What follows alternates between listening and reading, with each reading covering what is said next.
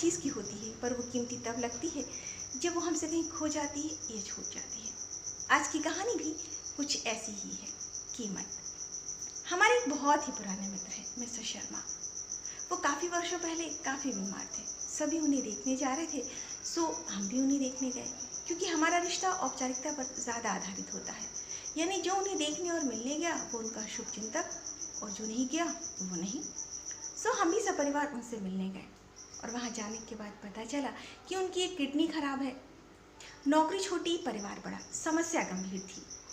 वहाँ से लौटने के बाद मन बड़ा परेशान था। यूँ लग रहा था इनकी मदद कैसे की जा सकती है, ऐसा क्या करूँ। महीनों गुजर गए, मैं सोचती ही रही और अंततः मैं कुछ नहीं कर पाई। फिर एक शाम ऐसी भी खबर आई कि अब वो स्वस्थ होकर लौट आए हैं। सो उनसे मिलने की बड़ी इच्छा हुई और हम सब परिवार उनसे मिलने गए। वहाँ जाने के बाद उन्हें स्वस्थ और प्रसन्न देखकर बड़ी खुशी हुई। उन्होंने बहुत सारी बातें की, साथ ही ये भी बताया कि आप जानती हैं इस बीमारी में मेरे लाखों रुपए खर्च हो गए। पास ही बैठी बिटिया के सर पे हाथ फेरते हुए कहा, अगर वही रुपए होते तो आज मैं इसका एडमिशन किसी अच्छे स्कूल में करा पाता।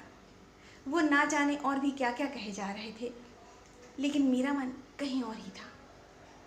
तभी उन्होंने मेरी भावभंगिमा तोड़ते हुए कहा, क्या हुआ, आप क्या सोचने लगी। मैंने कहा, कुछ नहीं, पर क्या आपने कभी सोचा है, ईश्वर ने हमें स्वस्थ शरीर के रूप में लाखों की संपत्ति दी है, पर एक हम ही हैं जो उसकी कदर नहीं करते। हमने ईश्वर को स्वस्थ शरीर के लिए धन्यवाद शायद ही दिया हो, लेकिन शिकायतों की लिस्ट अक्सर लंबी बनाई। आपने हमें ये नहीं दिया, वो नहीं दिया, ऐसा क्यों किया, हम ही क्यों मिले, और ना जाने क्या क्या। लेकिन जब ईश्वर ने हमें स्वस्थ शरीर और स्वस्थ मानसिकता दी है, तो हम किसी भी ऊंचाई को छू सकते हैं।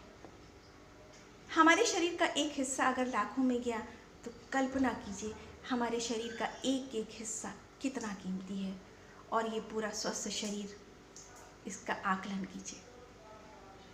मेरी ये बातें सुनते ही उनकी आंखें भर आई और पास ही बैठी बिटिया की तरफ निहारते हुए कहा, आज मेरे परिवार के जो हालात हैं उनका जिम्मेदार मैं खुद हूँ।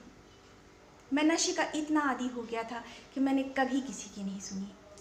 मेरे पीछे मेरा परिवार, मेरे माता पिता, मेरी पत्नी, मेरे बच्चे, सभी ने मेरे किए को भुगता है। आज मैं उन सब से माफ़ी मांगना चाहता हूँ। इतने में ही चाय लेकर आई अपनी पत्नी की तरफ देखते हुए कहा, आज मैं खुले मन से तुमसे माफ़ी मांगना चाहता हूँ।